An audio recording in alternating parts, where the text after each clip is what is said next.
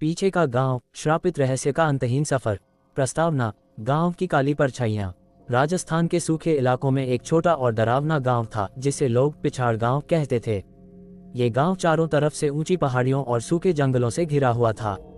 गांव तक पहुंचने का रास्ता उबड़-खाबड़ था, जहां पर दिन में भी अजीब सी खामोशी महसूस होती थी। गांव के बारे में कई कहानियां प्रचलित थीं।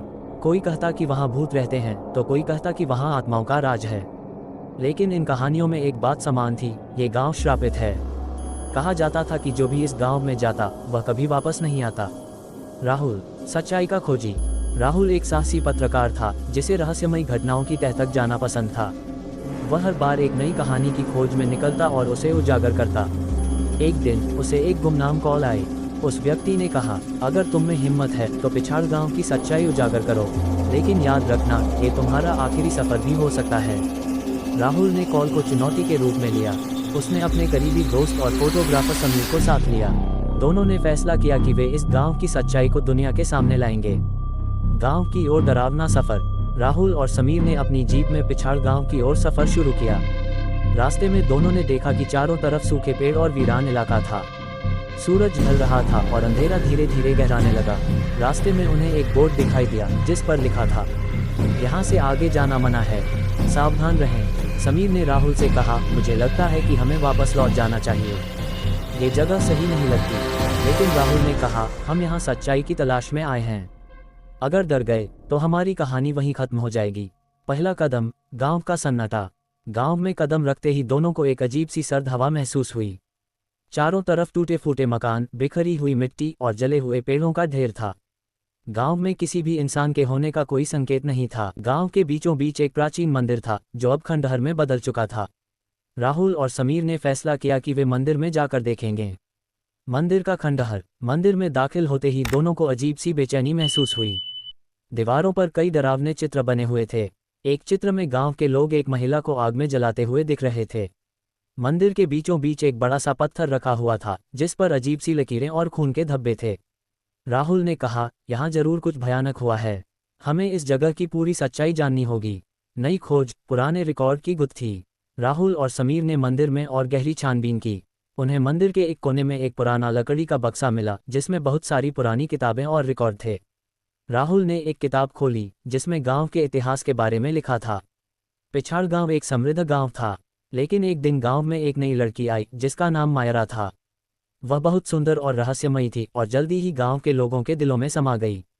जैसे ही राहुल ने ये पढ़ा, उसने समीर से कहा, ये लड़की मायरा कौन थी और क्यों ये गांव इतना डरावना हो गया? मायरा का अतीत। किताब में आगे लिखा था, मायरा के आने के बाद गांव में अजीब घटनाएं घटने लगीं। लोगों का कहना था कि वह जादूगरनी थी और गांव में कुछ अजीब शक्तियां आ गई थीं। उसकी मां को भी जादूगरनी का आरोप लगाकर गांव वालों ने जलाकर मार डाला। पर मायरा ने अपने मरने से पहले गांव को एक खौफनाक श्राप दिया। राहुल और समीर अब जान गए थे कि मायरा की आत्मा इस गांव में क्यों बसी हुई थी। लेकिन ये सिर्फ शुरुआत थी। गांव के हर घर में राज। राहुल और समीर ने गांव के अलग अलग घरों का दौरा किया। हर घर में कुछ रहस्यमयी घटनाएं हो रही थीं।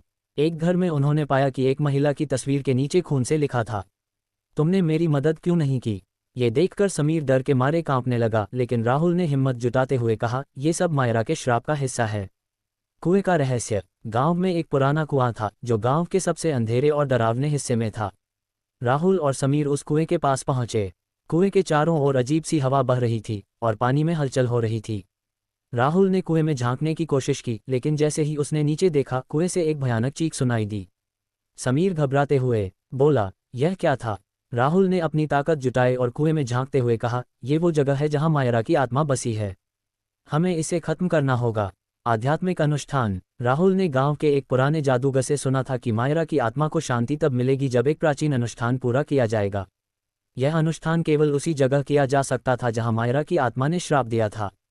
राहुल और समीर ने तय किया कि वे इस अनुष्ठान को करने के लिए मंदिर लौटेंगे।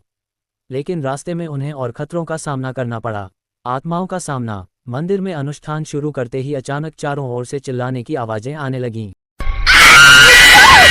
यह आत्माएं थीं जो मायरा के श्राप से पीड़ित थीं। राहुल और समीर ने हिम्मत जुटाई और अनुष्ठान पूरा करने की कोशिश की। लेकिन जैसे ही अनुष्ठान खत्म हुआ, मायरा की आत्मा प्रकट हुई। वह उग्र और जलती हुई दिखाई दी। तुम मुझे क्यों मुक्त करना चाहते हो?